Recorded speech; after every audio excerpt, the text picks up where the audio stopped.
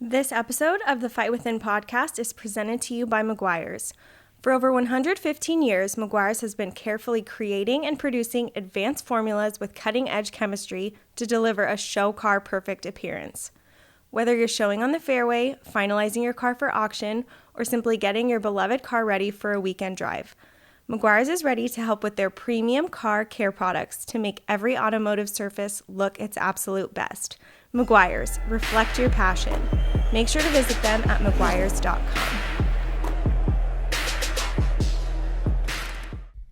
What's up, guys, and welcome to another episode of the Fight Within podcast. We just had we're coming back from Memorial Day weekend, and we have a vet. It's like we're supposed to be here. So we just wanted to get on here and touch on a couple of the last episodes. Yeah. With Mike Crea from Unsung, and then our boy John Julio from Them Skates and Them Goods and all of them. And just touch on also this guy competed this past Saturday. In another jiu-jitsu tournament, and we're just talking about off air, just your experience with it. So let's actually touch on Mike's episode. Since it was the latest. What's one cool thing that you learned from it, or that you liked, or? For me, I think I probably said something similar in the episode. But I feel like I've also said it so many times, like just when we've had guests here. Yeah. But like the setting that we're in when we do the podcast with these guests gives us an opportunity to learn something about someone. Like I've known Mike for years now, and so the fact that I've known him for so long and didn't know how he actually had his start or what caused him. I knew he had the heart issues because obviously like that's something we talked about once he found out my mom had the heart issue. So I knew that, but I didn't know to like what extent, because it's not something like I'm dropping coffee off to them for them to brew in one of their beers. I'm like, hey Mike, like what's up with your heart? Like there's never those times. Yeah. So having the ability to be able to ask questions like that is super cool. So I think for me, in Mike's episode is just like I said it in that episode, but anytime someone has like a heart issue or a condition or an emergency surgery and stuff like that, it just hits me a little differently now because we went through it with my mom. Yeah. And the fact that I guess I could now have to go through that with my family and kids someday, it just kind of opens up your eyes a little bit. Sure. And it gives me more of like not like, oh, I feel sorry for you, but more of like, dang, dude, like I saw what it took my mom to get through that. And so he took that and then just radically changed his life. And, now he has Unsung Brewery. And so I think that was kind of like a really cool thing that stood out to me. And then obviously I'm a big fan of like hard work and just like getting there. And the quote that, the quote we use and what he said is just like, hard work will always get noticed. I feel like we're living in an age now where unfortunately hard work is not what gets noticed right away. Yeah. It's, like what can you do for me type mentality instead of let me just work hard and figure it out. So I think those were for me the cool things. I think a lot of people too will see something, or at least when people get noticed, it's like you don't know what it took. Like if someone heard of Hidden House now, they'd be like, oh, yeah, such a cool setup and a cool place. They don't know that it's been around for 12 years. Yeah. If they just get introduced to it now, so they don't know what you've been through for the last 12 years, just getting to the point to where it is now. And it's like we always say, like people see you under the lights. They don't see the training camp. They don't see the hardships. I think for me, the coolest thing was, for some odd reason, maybe because I could identify with it, was like the career change at a later stage in life. Mid-30s, right? Yeah. Mid-30s. And because of a health scare, but then still, if you take the health scare out of the equation, for him to still be able to pivot and make that change in a career, not like, oh, we're getting a dog. Yeah. It's like, oh, we're completely changing our life. We're moving from where we are used to and friends and family and all that stuff. Ash, don't get any ideas. I'm not moving to Tennessee. No. But just the fact that he did that and he was able to be successful. There's a lot of guys that may pivot and do something for a couple of years and be like, man, this is hard. I'm stopping. I'm going to go do something else.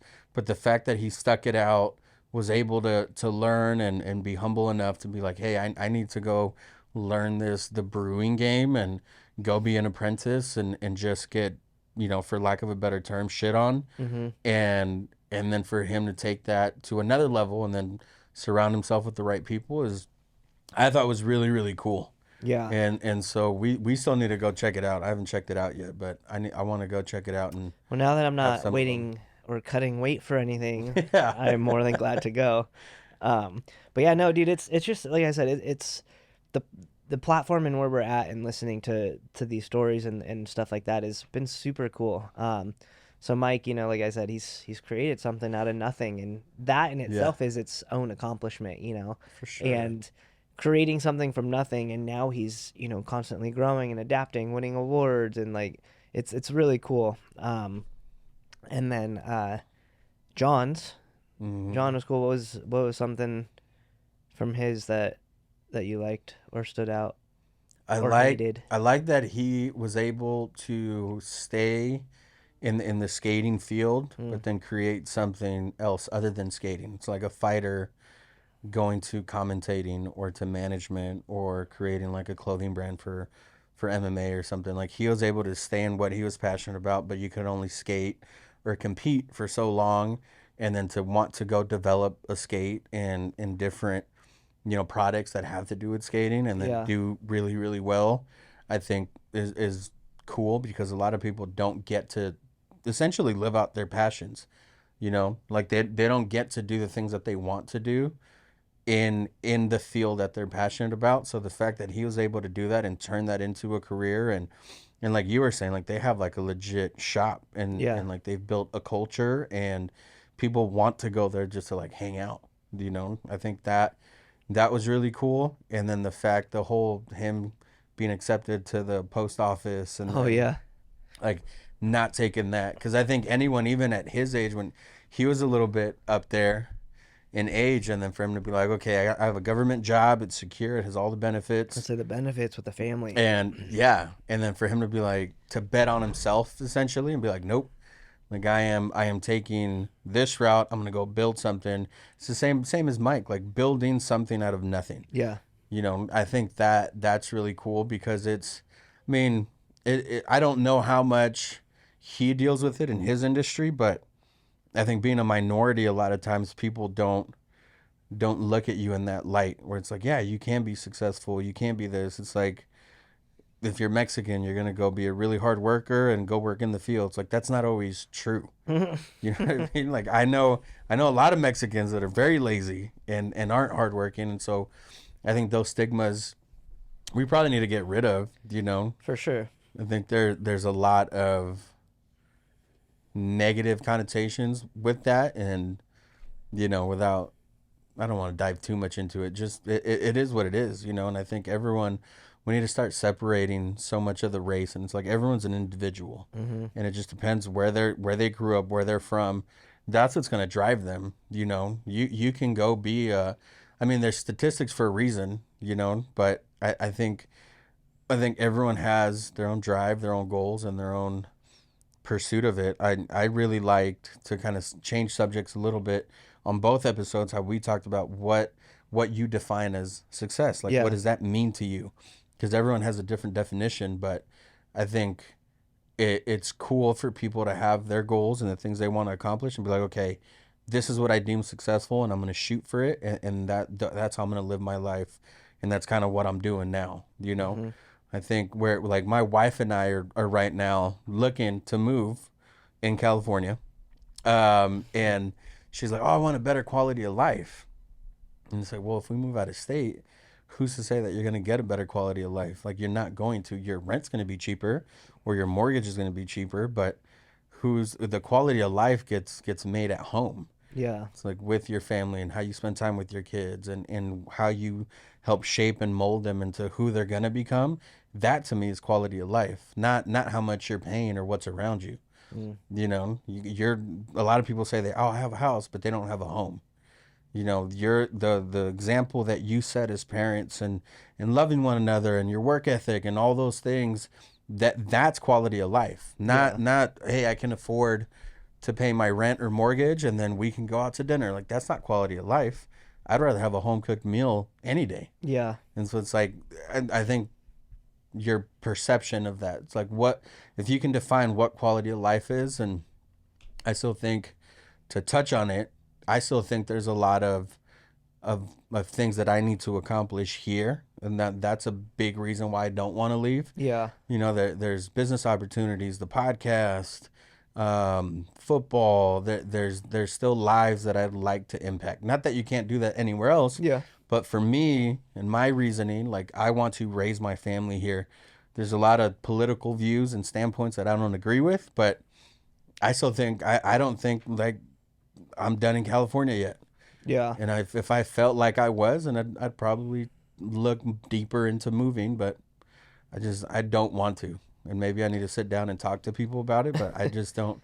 I don't know why. Something in me, then just is like, no, you're not done here yet. And I've been able to identify what it is, and like I said, maybe talk to people and really spend time, you know, one-on-one with people, and talking to you. And I talked to my brother-in-law Billy about it, and it's just right now, it's just, I don't know, just not the time. Unless God makes it super clear where it's like, hey, there's this opportunity, this is where you need to go, there's doors that are opening for me, then it'd be like, oh, cool. But I don't see that happening.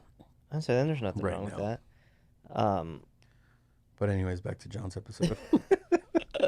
Yeah, John's episode. I need a vet, so bro. Funny. Can you tell? I like it. John's episode was good. Again, been seeing that guy for years coming in the shop. Had no clue about any of that. Like, I knew after a while that he was obviously like a big deal in the rollerblade world. Yeah. But I think something that stood out was just, you know, the fact that we kind of touched on it in the episode, but he went from being kind of like a quote unquote like rollerblade rock star, right? Mm-hmm. Touring, winning competitions, money, traveling, photo ops, videos, magazines, all that stuff. Like that's you've kind of like hit like a certain level of your own, you know, quote unquote success in that time. And, you know, he just kept going, hustling, grinding, and, you know, had opportunities with other businesses. And he said something that day that really stuck out, where the company he was working at before compared to his own company now, he's like, yeah, we weren't running that company the way like we run our own businesses. And that's something that I think stuck out to me just from, you know, like the business side is, you know, you always think the grass is always greener, or people think the grass is always greener. For sure. You know, like, oh, this company is the most awful thing in the planet. Then you go somewhere else and you didn't realize how good you had it at the other place, right? So in the reverse aspect, he saw stuff that he didn't like how the other business was being ran. So now in his business, he's taking those things and changing them and turning it into his own, which is obviously the goal, right? The dream of wanting to be able to be a creator, a founder, you know, a hustler, an entrepreneur, a business owner, a leader, whatever it is. So that was one thing that stuck out to me. The other thing is just for John, like being able to, like you said, bet on himself, turn down a stable job, and just kind of put all his eggs in one basket, and has turned it into a full-blown brand. You know, he's not just a roller skate. He is a brand. A lifestyle, like he said, and I think that was something that's super cool. How is that? Go ahead. I was gonna say two great episodes, similar stories. Now that we're sitting here talking about it, because I didn't really put that together until right now. But similar stories in the sense of, you know, kind of later in your quote unquote career age, and making big shifts and changes. And the only real difference was John has always been in it. Mike wanted to be in it. So, I mean, that's kind of like But that's what's cool about this platform is like, ultimately, if you want to look at it from a bird's eye view, is like, they had similar stories, but how they got there was so different. Yep. And that's what's cool about talking to people, you know, because you don't, like you said, you know them from Hidden House. They come in all the time, but you didn't know in detail, like their story and specifics that maybe they have gone through and didn't share with you. But I was going to say, how is it being that you build something like, everyone, especially nowadays, makes it seem like it's really easy to be an entrepreneur or a businessman. But how is it to build something and not just build something, but like you've built a very specific, let me stop chewing on air. Nasty. You've built a very specific like culture and place for people to go and hang out. Like every time I go there, if it's not the same people, there's new people and they're always hanging out, working, talking. Like you've essentially built a community, and now you've been able to kind of separate yourself from the brand and say like, I'm Ben, the business owner, the entrepreneur, and this is Hidden House. Like this is the community that I've built.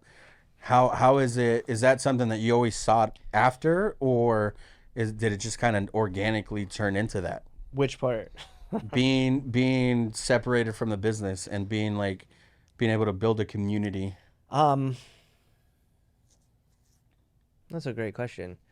I think the goal for most people that go into business, right, is to be able to build something that you don't necessarily have to always have every part or like a hand in every part of the business, right? Yeah.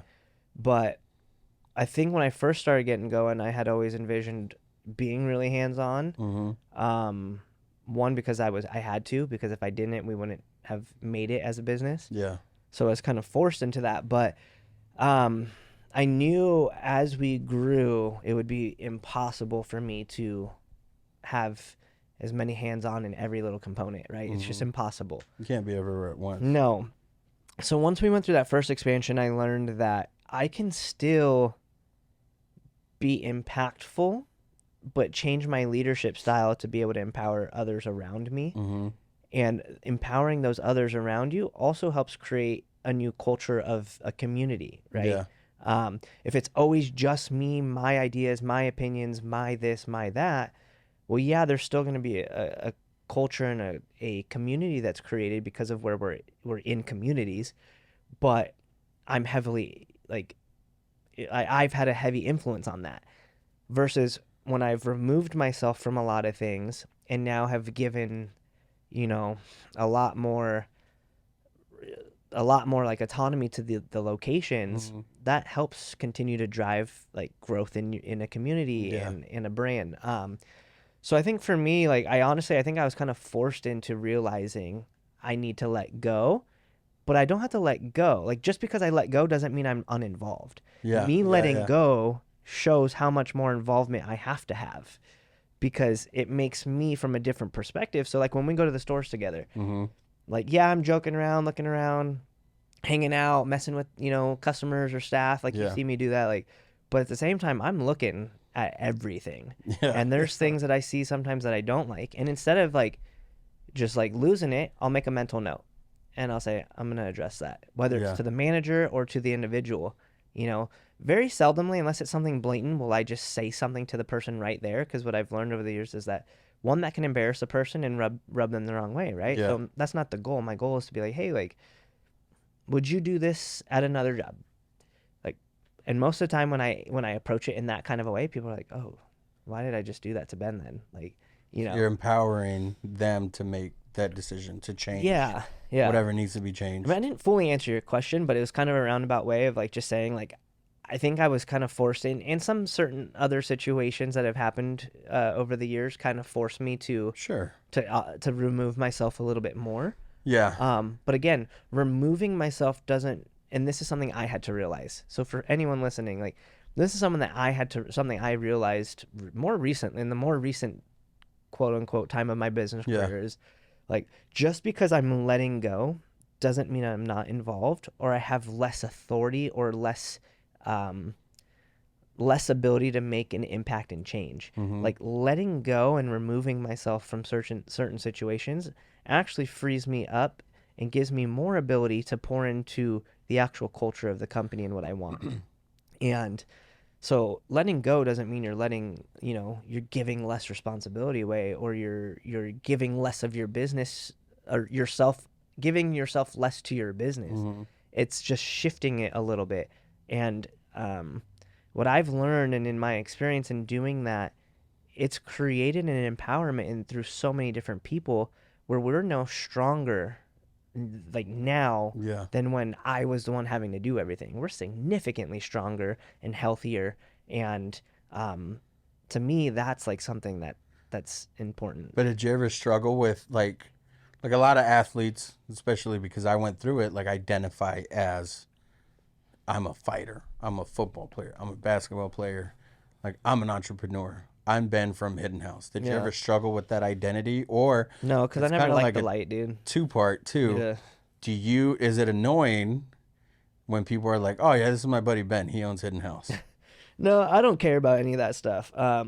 Devin still makes fun of me to this day, actually, about like when we'll be outside. This happened recently. We were at a park, and I was wearing a Hidden House shirt because I just come from the shop, and this guy at the park was like, "Oh, dude, I love that place. Like, do you go there?"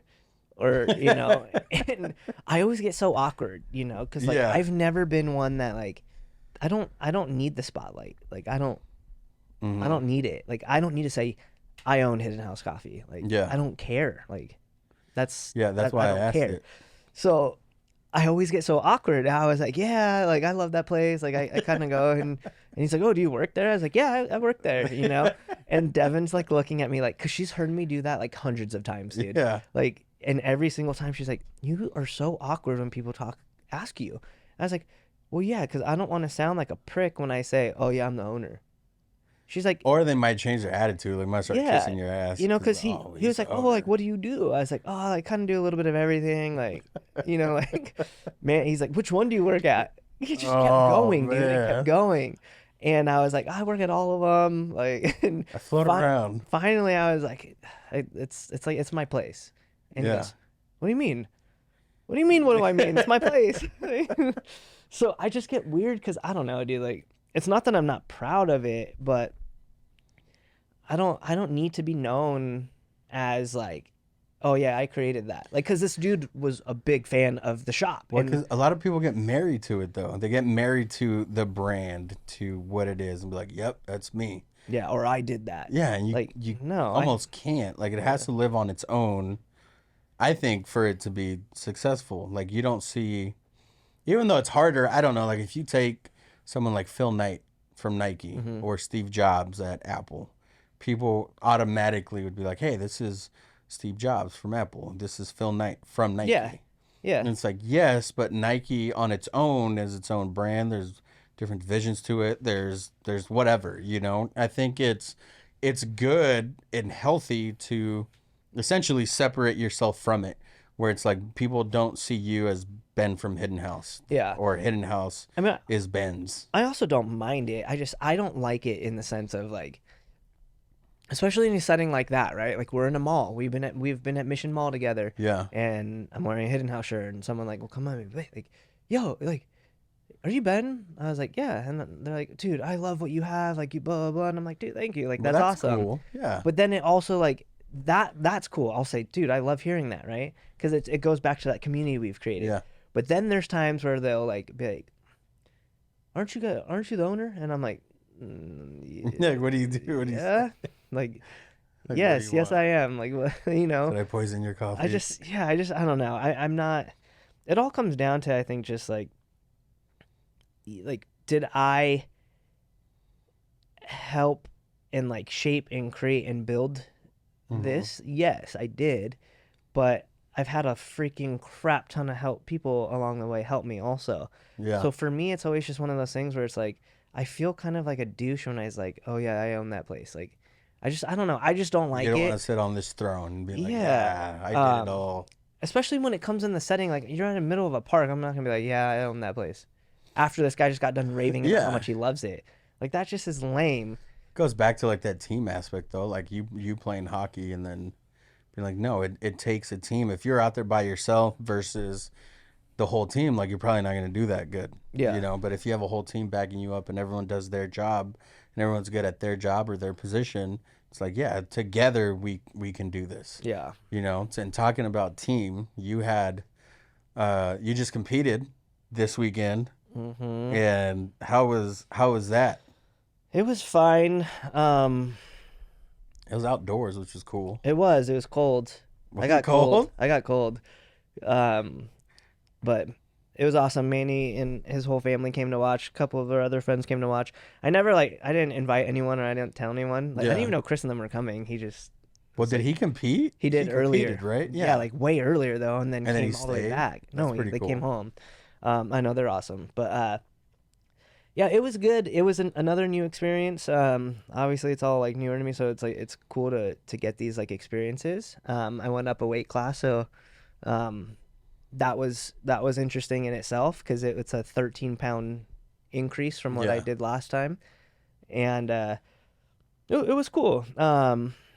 Also competing in like no gi versus a gi, which is different. So You've I just never competed in no no. gi. So I just decided to just mix it up, dude. Higher weight, Yeah. different style. Just freaking go for it. Why not? I think, and a lot of people don't notice. I don't. Not that a lot of people don't notice, but for those of you that don't know, it's like training in the gi and competing in a gi is very, very different than no gi. There's certain movements you can't do. There's certain positions you probably don't want to get into that you Yeah. could get into with or without a gi, and it's a completely different style. Yeah. Essentially, it's not like it's a different sport, but it's just a different style. Yeah. So just going in and mixing it up, I was like, why not? But I learned a lot again. I definitely got tired way faster than I thought I would. And since it's not something I compete in or I train all the time, I like found myself just like sometimes like totally just throwing my game plan out the window and just you're just like reacting in the moment versus Which can sometimes be a good thing, though, yeah. if you have good habits. I don't feel like I did. For me personally, like even though like I podiumed, I don't think I did very well. For me, But it's and knowing still- my ability. Yeah, I think that's one thing, but coming from someone that competed, before it's you essentially flipping a coin and then going in there and competing. It's like take it as a learning experience, Yeah. and which you definitely will because I know you, but those are all dealing with like being not out of shape, but getting tired when you didn't expect to get tired, different positions. It's like you're gonna learn from all that. Yeah. There's certain things that Well, dude, like I was screaming. I was like, I don't even know if he could hear me. I could hear Like, some. he has like, a coach. Dude, you blur out so much. That's the Oh, first yeah, time. Okay, 100%. that was a cool thing. So because I've never been like in a cage like you have, right? Yeah. With like a bunch of people. There was a crap ton of people around that mat, screaming, noises from everywhere, the freaking bright lights. Yeah.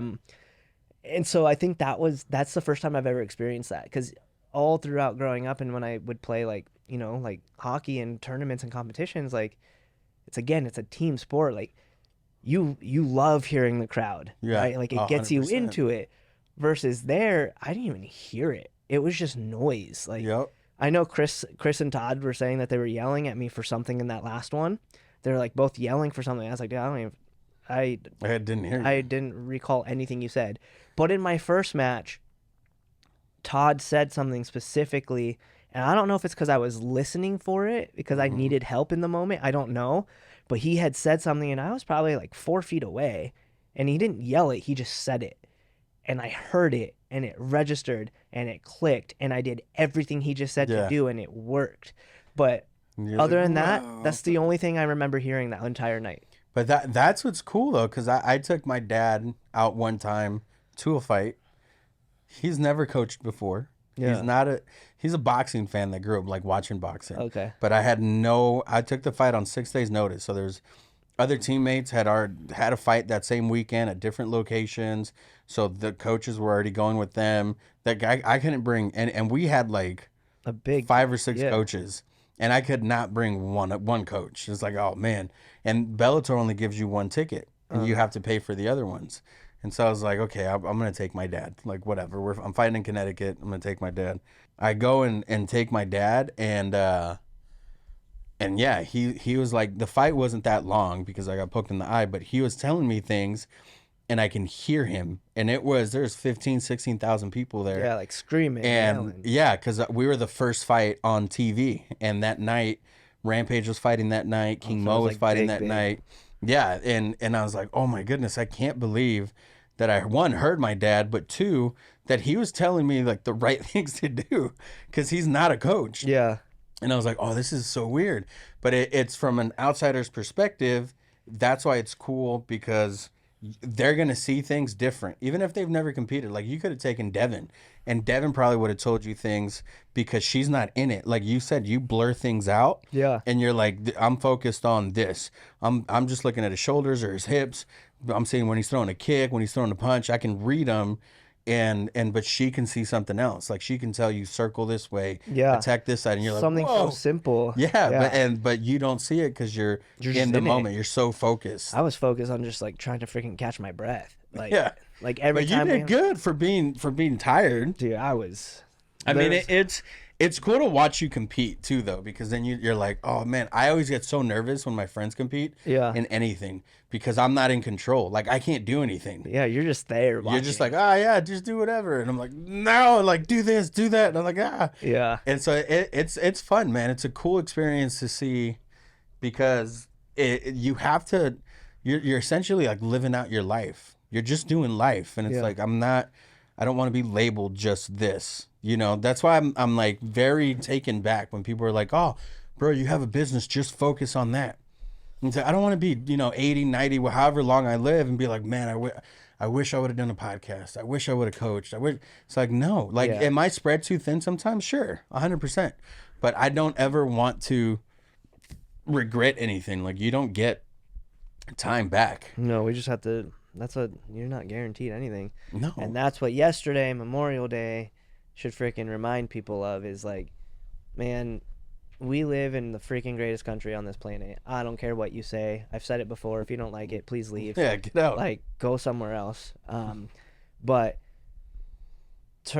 remembering like we didn't get to where we're at today without people sacrificing. And Memorial Day to me now is like I see everyone always doing the Murph challenge and stuff like that, and I'm like, that's cool, but just don't forget why and what it's for and what it represents. Like I'm not saying you need to like sit there and mourn on Memorial Day. Yeah. But also like just remember what that day was intended to be. We have a bunch of dumb holidays out there, and a lot of them are just to sell candy or cards or stuff. But it's like these ones, like don't forget like what it was for. Like just take 1 second out of your day and just be like, dang, I feel blessed to be able to be here because of the people before me. Like, yeah, if you look at other countries and without, pooping on them, the way other countries live and how restricted they are to certain things. Yeah.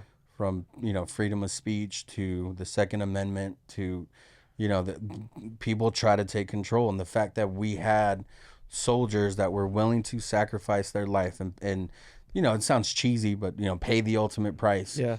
For other people's freedoms, that like if you look at where we live and the type of life that we get to have and the freedom to do the things, to choose what we want to do with our life, I don't think people appreciate that enough. No. Again, because of social media, people want instant gratification. They think they can just put a picture up and be an influencer.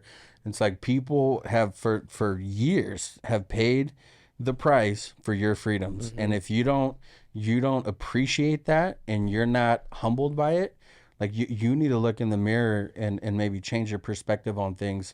Like everyone is going through something. Just because we live in Orange County and we live in a beautiful place, we can drive from where we live 20 minutes up the road on the freeway and people are living a completely different life. Yeah. And they're going through their own struggles.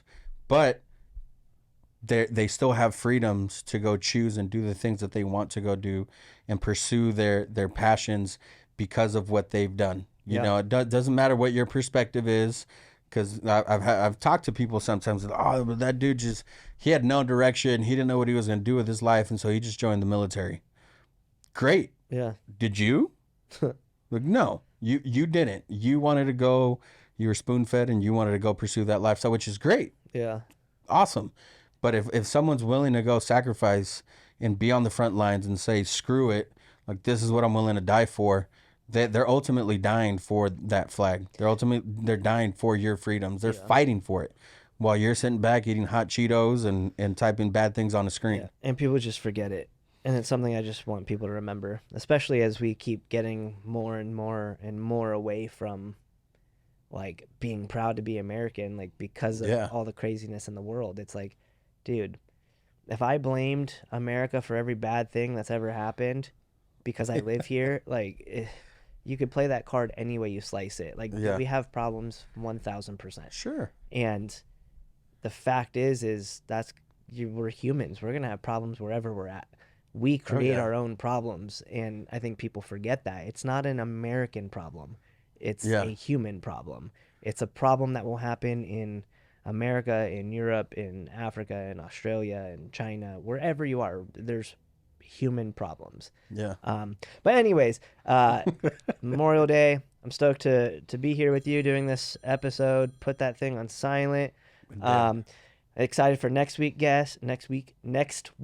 Yeah, there you go. Goodness gracious, I got slammed too hard this weekend. But again, like, we're just super appreciative. We love being able to get on here and do this. We obviously enjoy it. That's why we like to do it. We are continuing to grow it. So make sure you guys are sharing, please. We say it every time. Well, Manny usually says it, so I'll say it this time. Do it. Please, like, share, subscribe. Ooh, dude. It's like you've heard it literally before. like all of it. Like, reshare our Instagrams, our Facebook, our YouTube. Like, you know, we want to continue to, like, keep being able to do this in the way we're doing it without, you know, having to, like, lock in certain sponsors where we're tied to not be able to do certain things. And it's like, we want to keep having the autonomy to be able to do what we want. So, well, there's certain freedom to it. The way we're doing it, we have a ton of freedom. Yeah. You know, not that we wouldn't ever consider it, but it's really cool not having a partner up with, like, a big media company or big conglomerate to be like, oh, you're only restricted to these things and you're only allowed to say these things or talk about these things. So I would be like, goodbye. Yeah. Well, and part of that freedom is you guys going to the website and buying this sweet hat that I'm wearing or this cool shirt. I do like that shirt. Well, you designed it. That's why. It's pretty dope. But yeah, go to the website. It's thefightwithinpodcast.com. Go purchase some things and go share it, like Ben said, and just go check it out. It's really, really cool to me when I'm, like, at home or something and I get a notification. I'm like, someone ordered a coffee mug. Someone ordered a hat. That's awesome. And so, it means a lot, guys. It really does. We're really appreciative. I don't know. English isn't my first language, honestly.